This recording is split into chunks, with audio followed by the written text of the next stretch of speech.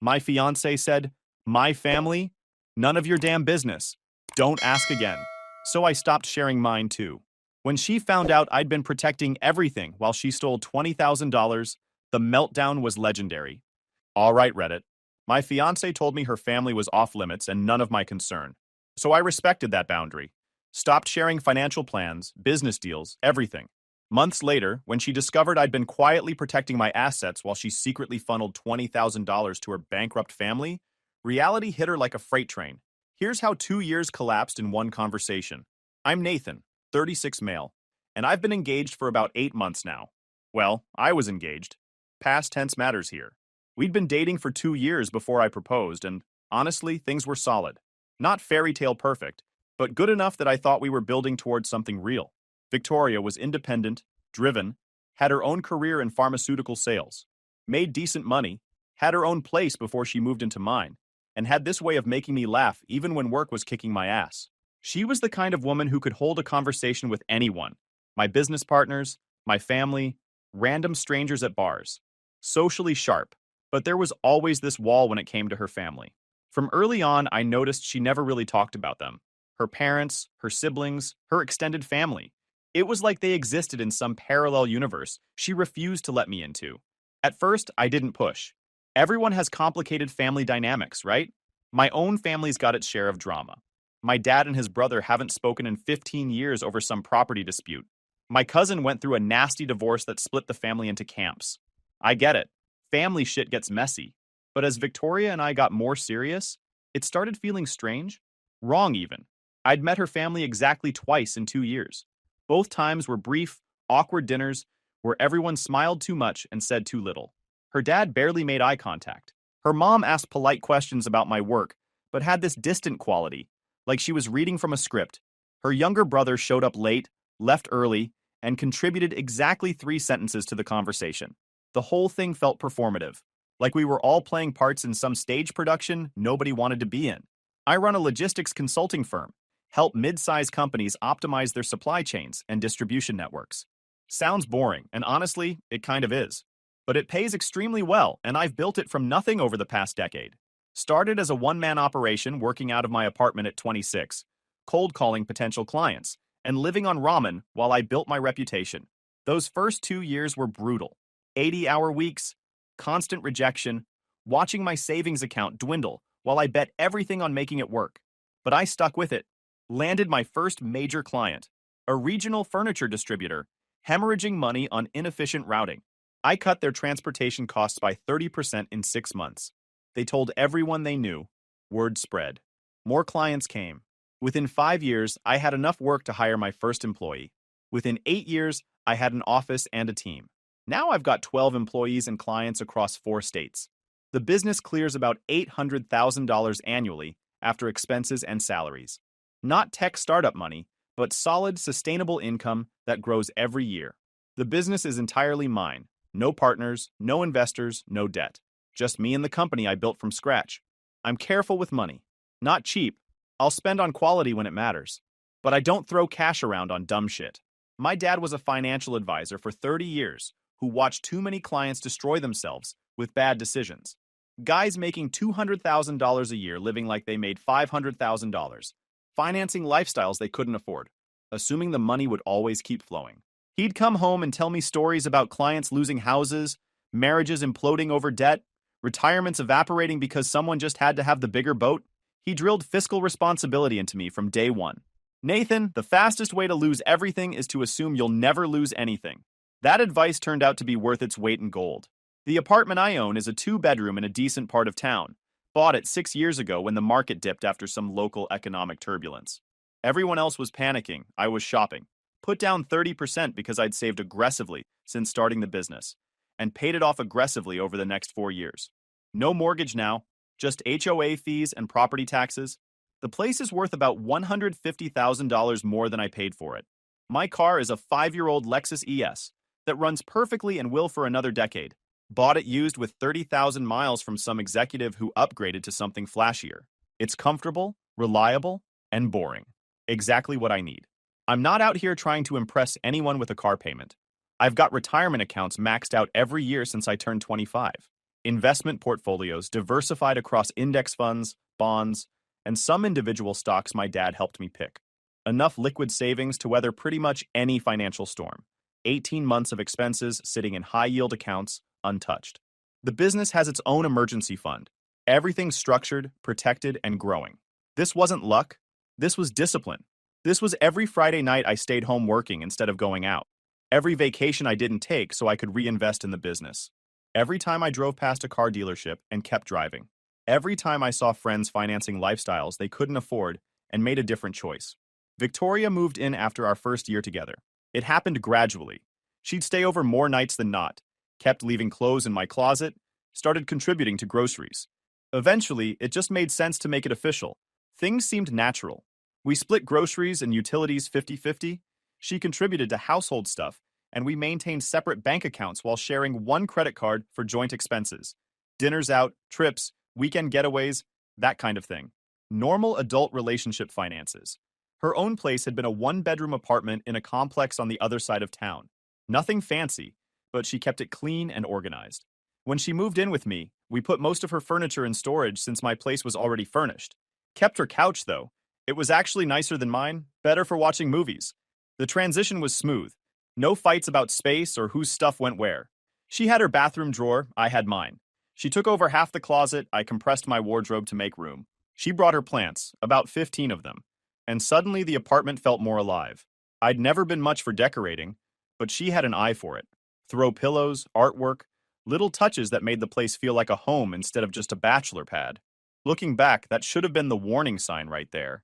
She was great at making surfaces look good while hiding what was underneath. The engagement happened on a trip to Colorado last winter. I'd planned this whole thing. Sunrise proposal at some scenic overlook outside Aspen. Photographer hidden nearby to capture the moment. Champagne in a backpack. The works. Spent 3 weeks coordinating everything, making sure the weather would cooperate, booking the perfect spot. We hiked up before dawn, her complaining the whole way about how early it was, me just trying to get us there on time. When the sun started breaking over the mountains and I dropped to one knee, her complaints evaporated. She cried, said yes, and I actually felt like I'd done something right. The photographer got amazing shots. Her face lit up by the sunrise, both of us grinning like idiots, the ring catching the light. She posted 17 Instagram stories about it over the next 48 hours. Every angle of the ring, the location, us together, captions about how surprised she was, how perfect it was, how I'd outdone myself. My family was thrilled when I called them from the airport. My mom actually screamed. My dad got on the phone and said, "Proud of you, son. She's a good one." My sister immediately started talking about wedding venues and guest lists and dress shopping. That's when the weirdness with Victoria's family really started standing out. I'd told her to call her parents from the airport too. Figured they'd want to hear about the engagement right away. Share the excitement. She made the call while we waited for our flight, and I watched her face change from excited to something else. Flat. Guarded. "Yeah, we're engaged," she said into the phone, zero enthusiasm in her voice. A pause. "I'll send you pictures." Another pause. "I don't know yet. We haven't talked about dates." A longer pause. "Okay. Yeah. I'll talk to you later." She hung up and immediately checked her phone for messages. When I asked if her parents were excited, she just said, "They're happy for us," in a tone that suggested they were anything but. Over the next few days, my phone was blowing up with congratulations from my extended family, friends, coworkers. People sending gifts, offering to help with planning, asking about dates and venues. Victoria got some texts from friends, a few calls, but nothing from her family beyond that one conversation. Her mom didn't call back. Her dad didn't call at all. Her brother sent a 3-word text. "Congrats, you two." That was it. No dinner to celebrate. No questions about when they'd meet my family. No offers to help with planning. Just silence from the people who were supposed to be gaining a son-in-law. I mentioned it to Victoria about a week after we got back. "Have you talked to your parents more about the engagement? My mom's dying to start coordinating with your mom about planning stuff." "They're just not really into that kind of thing," she said, not meeting my eyes. "Into what thing? Their daughter's wedding? They're just private people." Private people. That was her explanation for why her family showed zero interest in arguably one of the biggest events of her life. And I accepted it at the time, because I wanted to believe her. Because questioning it would mean acknowledging something was fundamentally wrong. About 3 months ago, I tried to address it. We were sitting in the living room on a Sunday afternoon, and I'd just gotten off the phone with my mom. She was asking about wedding plans and whether Victoria's family would be involved in any of the planning. Hey, I said, putting my phone down. My mom was asking about your family. She wants to coordinate with your mom about some of the wedding stuff. Should I give her your mom's number, or do you want to handle that? Victoria looked up from her laptop, and I saw her jaw tighten. That instant muscle tension that means you've touched a nerve. I'll handle it, she said flatly. Okay, cool, I replied. Also, I was thinking maybe we could all have dinner together soon. Both families. It might be nice before things get hectic with planning. That's not necessary. The tone was ice cold. Not annoyed, not tired, just completely shut down. I mean, it's not necessary, I pressed gently, but it could be nice. They're going to be family too, you know. It'd be good for everyone to get to know each other. She closed her laptop with a snap that echoed in the quiet room. Can we not do this right now? Do what? I'm just trying to... My family issues are none of your business, she cut me off, voice sharp as a blade. Don't ask again. The words hit me like cold water, not the message itself. I could understand someone having complicated family dynamics. It was the tone, sharp, final, like a door slamming in my face while I stood in the hallway with groceries. I sat there for a moment, processing. This wasn't, I need time to figure out how to explain this, or let me think about the right way to handle it. This was, shut up and stay out of it. All right, I said quietly. She went back to her laptop like nothing had happened, like she hadn't just drawn a line in the sand between us, like we hadn't just fundamentally changed the terms of our relationship, but something had shifted in me. If her family was none of my business, then fine. But trust is a two-way street, and she'd just put up a roadblock I couldn't ignore. That conversation changed how I operated. Not dramatically, not all at once, but gradually, like water finding a new path around an obstacle. I started keeping certain things to myself, not out of spite, out of self-preservation. If she wanted walls, I'd respect them. But I wasn't going to keep tearing down my own while she reinforced hers. The first thing I stopped sharing was financial stuff. We weren't married yet, so our finances were still separate, but we'd talked about combining them after the wedding. I'd been completely transparent up until that point. She knew I had a decent amount saved, that I owned the apartment outright, that the business was doing well. She knew I'd been planning to use some savings for a down payment on a bigger house after we got married. Something with a yard, maybe in the suburbs, room for kids eventually.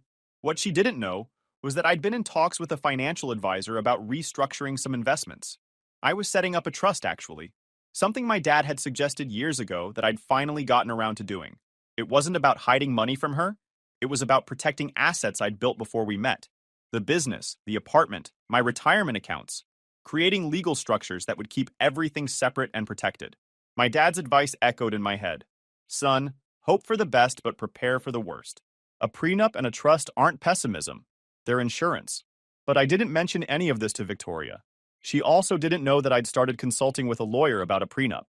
After that conversation about her family, something in my gut told me to be careful. I wasn't trying to be cold, just realistic. If she couldn't be open with me about her family, what else might she be holding back? The prenup conversation was necessary anyway. I had investments and property from before we met, and Arizona's laws on marital property meant I needed protection. I'd been putting it off because I didn't want to upset her. Now, I just scheduled the meeting and didn't bring it up. Around the same time, my best friend Kevin asked me to be a partner in a business venture he was starting. Kevin and I go back to college. Met freshman year, lived together junior and senior year. Stayed close after graduation. He'd been working in commercial real estate for a decade, knew the market inside and out, and had found an opportunity he was excited about. He wanted to start a commercial property management company focused on small retail spaces, strip malls, standalone stores, the unglamorous stuff that bigger firms ignored.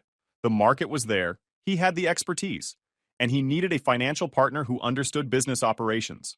It would require about $50,000 in capital up front, enough to secure our first property, cover initial renovations, and float operating costs for the first 6 months. Plus, significant time investment from both of us. Kevin handling day-to-day operations, me consulting on financial strategy and optimization. We met for lunch on a Tuesday, and Kevin walked me through his entire business plan. He'd done his homework, market analysis, competitor research, detailed financial projections, risk assessment. The numbers made sense. Conservative estimates had us breaking even within 18 months and profitable by year 3. Aggressive estimates cut that timeline in half. I know it's a lot to ask, Kevin said, sliding the business plan across the table. But I trust your judgment, and you're the only person I'd want as a partner on this. Normally, this is exactly the kind of thing I discuss with Victoria. Major financial decision, time commitment, risk assessment, all the stuff you talk through with your partner when you're building a life together. She should have been part of this conversation. Her input should have mattered. Instead, I just told Kevin I'd think about it and ran the numbers myself over the next week. Reviewed the business plan 3 times. Cross-checked his market analysis. Called a friend who worked in commercial real estate to get a second opinion. Everything checked out. Made the decision solo. Wrote the check for $50,000 from my business account. Signed the partnership papers. Became 50-50 partners in what we called Apex Property Management. Never mentioned it to Victoria. Not once. It just went into the category of things that are none of her business since her family is none of mine. The irony was beautiful in a dark way. She was hiding her family's financial collapse and secretly draining our joint account to bail them out. I was hiding a legitimate business investment that would probably double my money within 3 years. We were both keeping secrets, but mine were about building wealth while hers were about hemorrhaging it. 2 weeks after Victoria's none of your business comment, my mom called asking about Thanksgiving plans. She wanted to know if Victoria's family would be joining us at the big family dinner my parents host every year. I don't think so, I said. She's got her own thing going on with them. Oh, my mom said, sounding disappointed. Well, maybe we can all do something together for Christmas then. Maybe, I replied, non-committal. I wasn't going to force it. When Victoria asked me later what my family was doing for Thanksgiving, I kept it simple. The usual. Big dinner at my parents' house. Are we going? She asked. I am, I said evenly. You're welcome to come if you want. She frowned. If I want? We're engaged. Of course I'm coming. I just didn't want to assume, I said. Since family stuff can be complicated. She caught the edge in my tone but didn't push it. Smart move on her part, because I was ready to have that conversation again, and it wouldn't have gone the way she wanted. What time should we leave? She asked instead. Thanksgiving came and went. It was fine. Good food, family chaos, the usual dynamics. But I noticed my family asking Victoria polite questions about her own family, and she gave vague, minimal answers. They're doing well. Just a quiet dinner at home. No, they won't be visiting. My mom gave me a look across the table that said everything. Something's not right here. My sister pulled me aside while we were doing dishes. Is everything okay with Victoria's family? She seems really uncomfortable whenever they come up. That's because her family is none of my business, I said, repeating Victoria's exact words. My sister's eyebrows shot up. She actually said that? Word for word. Wow, that's not normal. Nope. My sister, who's a family therapist and knows way too much about relationship dynamics, gave me this concerned look. Nathan, you know that level of secrecy usually means something serious is going on, right? Abuse, addiction, major dysfunction? I know, I cut her off. But she made it clear I'm not allowed to ask. So I'm not asking. That's not healthy. Neither is being told to mind my own business by the woman I'm supposed to marry. She didn't have a response to that. December rolled around, and wedding planning started getting serious. We had a venue booked for the following summer. Nice place overlooking a lake. Capacity for 200 guests. Cost a small fortune to secure. Deposits were due. Caterers needed final counts. My mom and sister were heavily involved, asking questions, offering help, trying to coordinate things. Every time they asked about Victoria's family's involvement, I'd just shrug and say, she's handling that side of things. But she wasn't handling it. I could tell from the way she'd tense up whenever wedding stuff came up, how she'd change the subject, how she'd suddenly remember something urgent she needed to do whenever my mom started asking about coordinating with Victoria's mom. Her mom had sent exactly one text asking about the date, and nothing since. No calls, no offers to help, no excitement, no questions about colors, venues, dresses, guest lists, none of the stuff that mothers supposedly get excited about. It was bizarre. One evening in mid-December, we were going over the guest list. I had my family's side done. About 70 people all accounted for, addresses confirmed, dietary restrictions noted. I'd spent weeks organizing it into a neat spreadsheet. How many people is your family inviting? I asked. I'm not sure yet, she said, not looking up from her phone. Well, we need to give the venue a rough count by next week, I replied. Can you check with them? I'll handle it, she snapped. I'm not saying you won't, I replied calmly. I'm just saying we have a deadline. The venue needs numbers to finalize catering. She put her phone down and glared at me. Why are you being like this? Like what? Distant, cold. You've been weird for weeks. I almost laughed. She had the nerve to call me distant after building a wall around her entire family situation. I've been weird? I kept my voice level. You told me your family was none of my business. I'm just respecting that boundary. That's not what I meant, she said, but her voice had lost its edge. Then what did you mean? I asked. Because I heard you pretty clearly.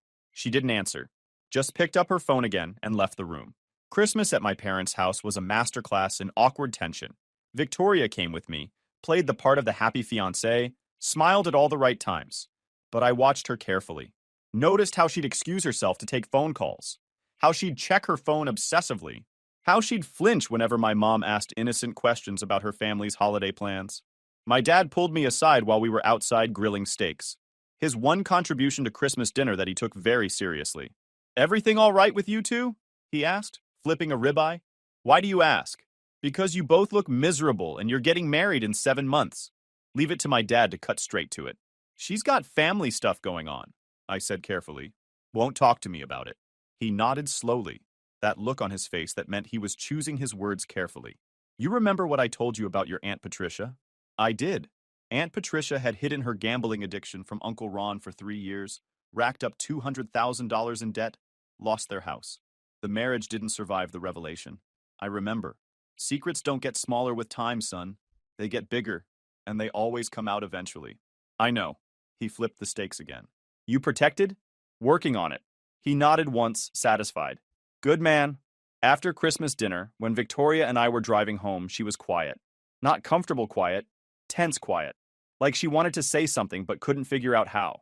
Your family is really great, she finally said. They like you too. They keep asking about my family. That's because normal people are interested in their future in-laws, I said, keeping my eyes on the road. It's just complicated. Most families are. She went quiet again. I let it sit. I'd learned by now that pushing her just made her shut down harder. If she wanted to talk, she'd talk. If not, well, that was her choice. But the walls were getting higher, and I was getting more careful. Early January, I met with my lawyer to finalize the prenup documents. The terms were straightforward. What I brought into the marriage stayed mine. The apartment, the business, my retirement accounts, my investment portfolios. Anything we acquired together during the marriage would be split 50-50 if things went south. Fair, reasonable. Standard stuff for someone with assets to protect. I brought it home on a Wednesday night. Victoria was making dinner. Pasta with this fancy sauce she'd learned from some cooking class. The apartment smelled amazing. Under different circumstances, it would have been a nice domestic scene. I set the folder on the kitchen counter. What's this? She asked, glancing over. A prenup, I said calmly. I had my lawyer draw it up. It's pretty standard. Just protects what we each brought into the marriage. Her face went pale, then red, then pale again. You're seriously asking me to sign a prenup? Yes, I said. It's not about trust. It's just practical. It's absolutely about trust. She slammed the spoon down. You don't trust me. Do you trust me? I asked quietly. That stopped her cold. What? Do you trust me? I repeated, meeting her eyes. Because you won't let me into huge parts of your life, your family, your past, whatever's going on that's making you this defensive. You've locked me out of all of it. So yeah, I'm being practical, because I don't know what I don't know. She stared at the folder like it might bite her. I can't believe you're doing this. Read it, I said. Take it to your own lawyer if you want, but I'm not getting married without one. She grabbed the folder and stormed off to the bedroom. I heard the door slam. The pasta sauce started burning. I turned off the stove. She didn't speak to me for 2 days. Just ice-cold silence and sleeping on the couch. The apartment felt like a walk-in freezer. I went about my business, worked, hit the gym, made my own meals. If she wanted to have a standoff, fine. I could outlast her. On the 3rd day, she came to me with the prenup. Unsigned. I'm not signing this, she said. Then we're not getting married, I replied evenly. Her eyes filled with tears. Real ones, I think. Hard to tell anymore. You'd really throw away 2 years over a piece of paper? You threw away my trust when you shut me out, I said. This is just me protecting what's left. I haven't shut you out, she protested, but her voice was weak. My family issues are none of your business, I quoted back to her. Your words? So fine. They're not my business. But my assets aren't yours either, until you decide I'm worth trusting. She wiped her eyes angrily. You're being cruel. I'm being realistic, I corrected. You want partnership without transparency? That's not how this works.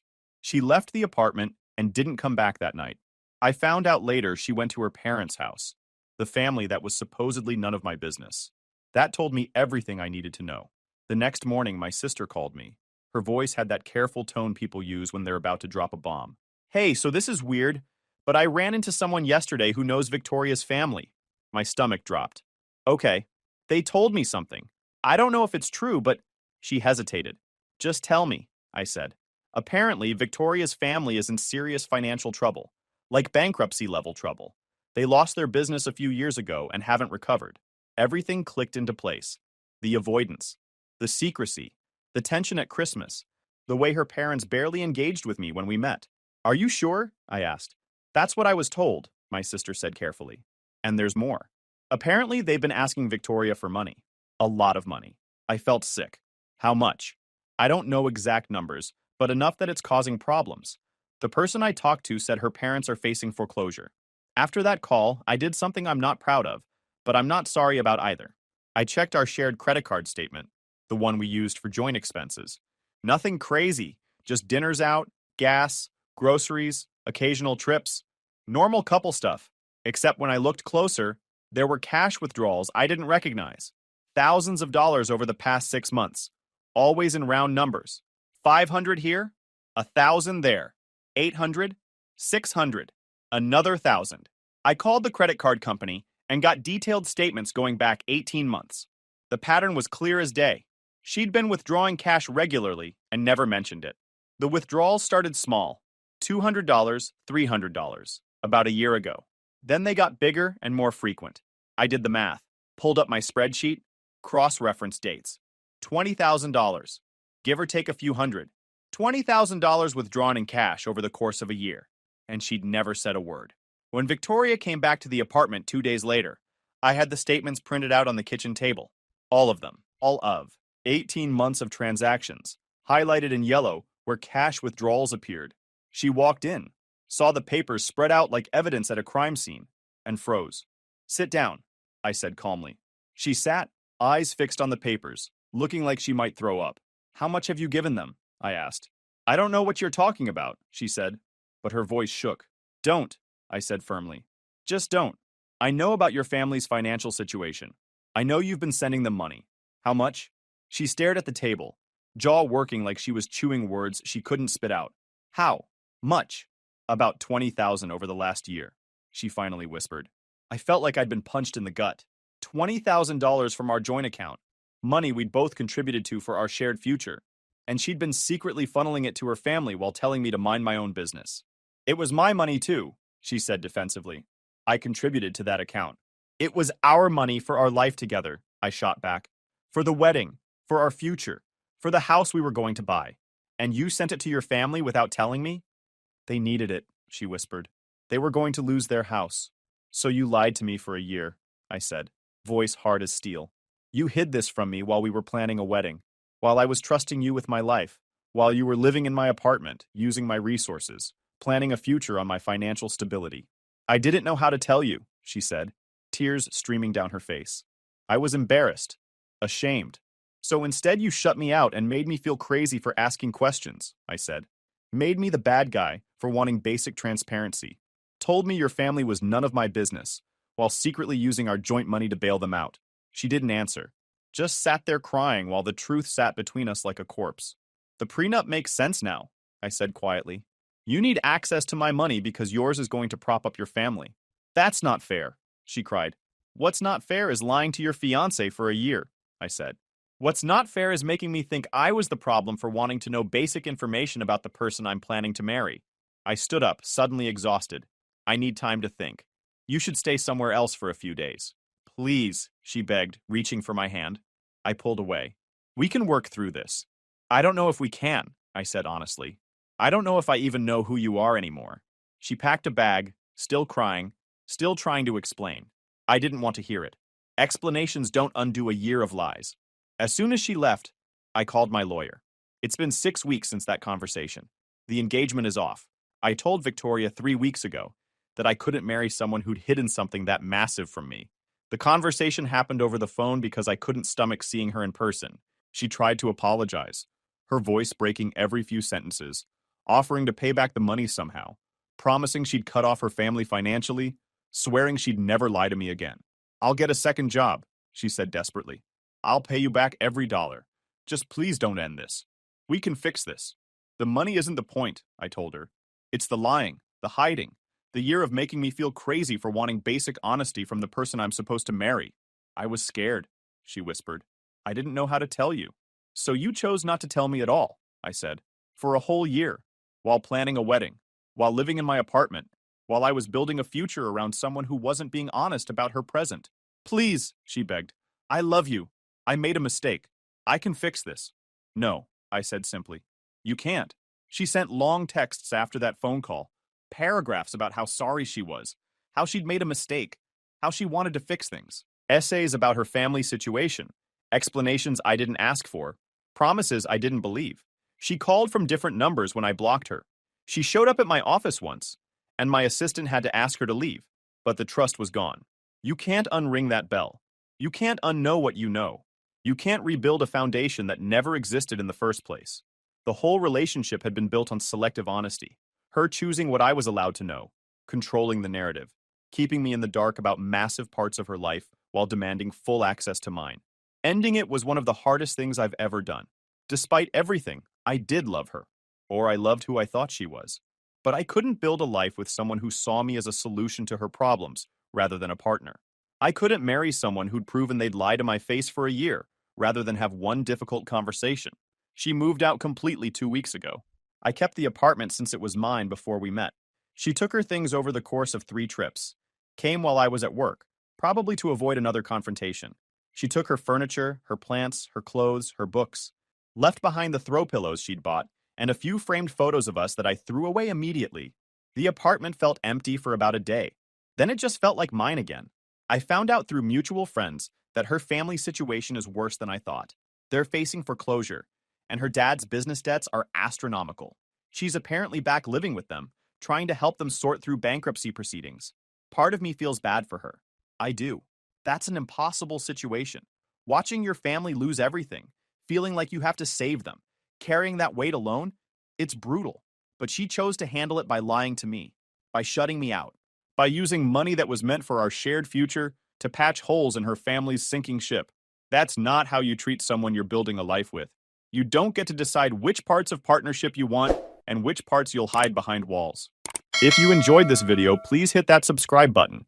It really helps the channel and help us bring you more and better stories